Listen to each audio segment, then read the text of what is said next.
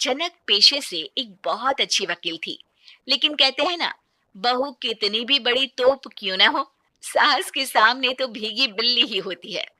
अरे जनक, क्या बात है। आज रोटी नहीं मिली अभी तक। ये तेरा कोर्ट नहीं है जो आज फैसला ना हुआ तो कल की तारीख मिल जाए। रोटी तो रोज वक्त में चाहिए। हाँ। माँ जी, रोटी तो कब की बन गई। मैंने आपको कहा तो खाना खाने के लिए। आपने शायद सुना नहीं होगा। ओहो, जज नहीं हूं मैं तेरे कोर्ट की, सास हूं सास। कोई दलील फालतू की मत देना यहाँ।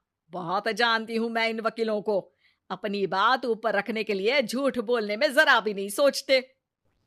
तभी वहां जनक के ससुर आ जाते हैं।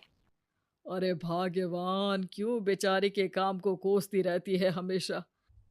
मैं भी तो था वहां जब ये आई थी तुझे रोटी खाने को बुलाने के लिए। सास को तो अब गुस्सा आ जाता है कि कैसे किसी ने बहू की साइड ले ली। अरे वाह जी वाह।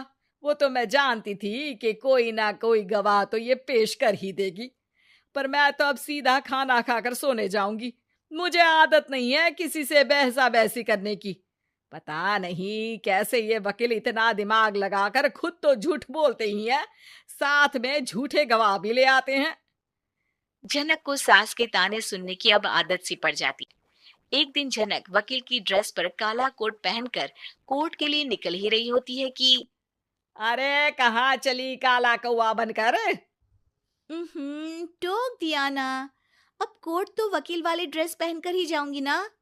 वाह भाई वाह, दामिनी तो मैंने भी देखी है। सन्नी पाजी ने ऐसा ही कोट पहना था और कहा था कि तारीख पर तारीख, तारीख पर तारीख। मतलब कि कोई बात करनी है तो बोलिए, वरना वक्त नहीं है मेरे पास खराब करने के लिए। अरे पता नहीं तुझ में क्या देखा मेरे बेटे ने। सारा दिन वकीलों वाली बहस करती है, भोली भाली सास के साथ। अच्छा सुन, जो इतनी बहस मेरे आगे करती है ना, जरा अपने बॉस से कर ले, जो 1 साल भी ना हुए तेरी शादी को और काले कपड़े पहना दिए। अंदर जा और लाल कोट पहन कर आ। पता तो चले कि नई नवेली शादी हुई है। अरे माँ जी, कोर्ट में मेरा बॉस क्या करेगा। ये तो पूरे देश की ड्रेस है वकीलों के लिए। लेकिन सास तो ठहरी सास। अच्छा, तो कोई जरूरत नहीं है 2-4 साल कोर्ट जाने की। शादी थोड़ी पुरानी हो जाए तब इजाजत दे दूंगी मैं तुझे काले कपड़े पहनने की। अब क्या था, मन मारकर जनक को लाल रंग का कोट पहनकर कोर्ट जाना पड़ता है। उसकी जाने के बाद आहा, बढ़िया आई पूरे देश की ड्रेस की बात करने वाली। अरे पहना दिया ना लाल कोट। अब सास आए दिन या तो जनक को उसके काम का ताना देती या फिर उसका काम छुड़वा देने की धमकी। तंग आकर एक दिन जनक पति से कहती है, मैं सोच रही हूँ कि कोर्ट जाना बंद ही कर दूं। अरे क्यों यार, इतना अच्छा करियर है, क्यों छोड़ने की सोच रही हो? अरे लाल रंग का कोट पहनकर जाना पड़ता है। हर बात पर सास ताना देती है कि वकील तेज होते हैं, सवाल जवाब करते हैं, झूठी दलीलें देते हैं। अरे तो ठीक है ना, वो जो कहती है अपनी समझ से कहती है, लेकिन तुमको तो पता है ना कि सच्चाई क्या है। जनक को पति की बात से हौसला मिलता है कि तभी घर पर कुछ लोग आ जाते हैं। अरे आइए पंच साहब, कैसे आना हुआ? अरे भाई साहब, सुना है कि आपकी बहू वकील है। हाँ है तो, लेकिन क्या हुआ, फिर कहीं बहस कराई क्या? अरे हम तो खुद दुखी है उसके व्यवहार से।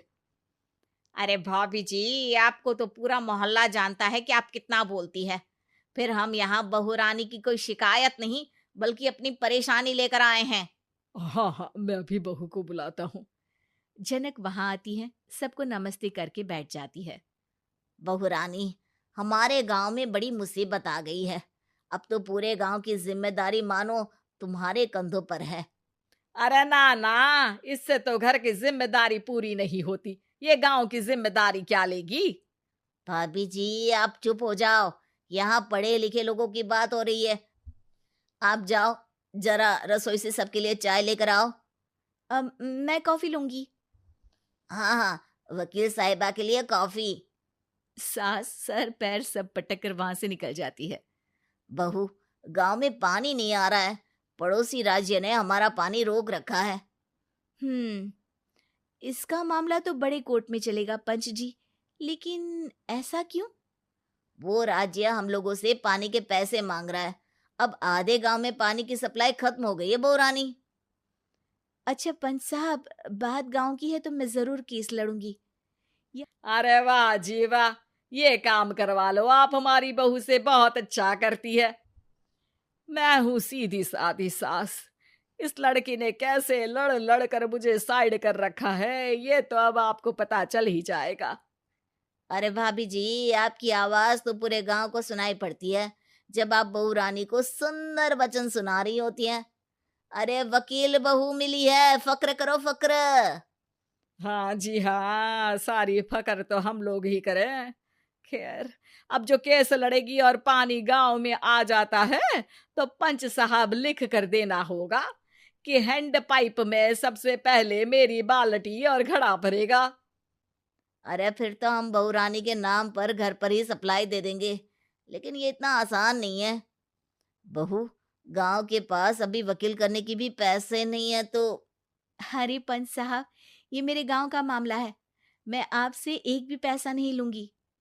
सास को बहू की बात पर गुस्सा आ जाता है, लेकिन सबके जाने के बाद झनक मन लगाकर गांव की परेशानियों को दूर करने में लग जाती है।